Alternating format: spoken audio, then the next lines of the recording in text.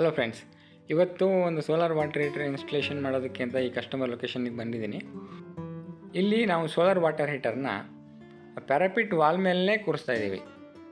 3 leg parapet wall ಮೇಲೆ ಕೂರುತ್ತೆ, ಇನ್ನೊಂದು ಲೆಗ್ಗೆ ಮೆಟಲ್ದು fabrication ಮಾಡಿಕೊಂಡು ಸಪೋರ್ಟ್ ಮಾಡಿಕೊಂಡು ಕೂರಿಸ್ತಾ ಇದ್ದೀವಿ.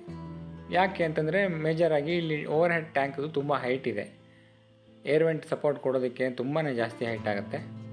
ಅಷ್ಟೇ ಅಲ್ಲದೆ ನಾವು ಸೋಲಾರನ್ನ ಓವರ್ ಹೆಡ್ ಟ್ಯಾಂಕ್ನ ಪಕ್ಕದಲ್ಲೇ ಕೂರಿಸ್ಬಿಟ್ರೆ ಅಲ್ಲಿ ಶೇಡ್ ಬೇರೆ ಬರುತ್ತೆ.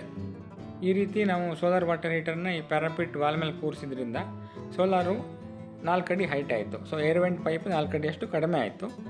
ಹಾಗೆ ನಮಗೆ ಟ್ಯಾಂಕ್ ಪಕ್ಕದಲ್ಲಿ ಶ್ಯಾಡೋ ಬೀಳೋದು ಕೂಡ ಅವಾಯ್ಡ್ ಆಯಿತು. As usual inlet cold water ಲೈನಲ್ಲಿ NRV ಯೂನಿಯನ್ನು ಗೇಟ್ ವಾಲ್ವು ಎಲ್ಲನೂ ಫಿಕ್ಸ್ ಮಾಡಿದ್ದೀವಿ. ಔಟ್ಲೆಟ್ ಹಾಟ್ ವಾಟರ್ ಲೈನಲ್ಲಿ ಒಂದು ಯೂನಿಯನ್ನು ಮತ್ತು ಏರ್ ವೆಂಟು ಪ್ಲಂಬಿಂಗ್ ಮಾಡ್ತಾನೆ ಇದ್ದಾರೆ.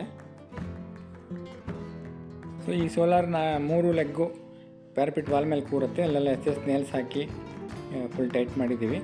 ಅದಕ್ಕೆ ಆಮೇಲೆ ಸ್ವಲ್ಪ ಸಿಮೆಂಟ್ ಕಾಂಕ್ರೀಟನ್ನು ಹಾಕಿದರೆ ಸೇಫ್ ಆಗಿರುತ್ತೆ. For your any queries related to solar water heater please do call us. Thank you.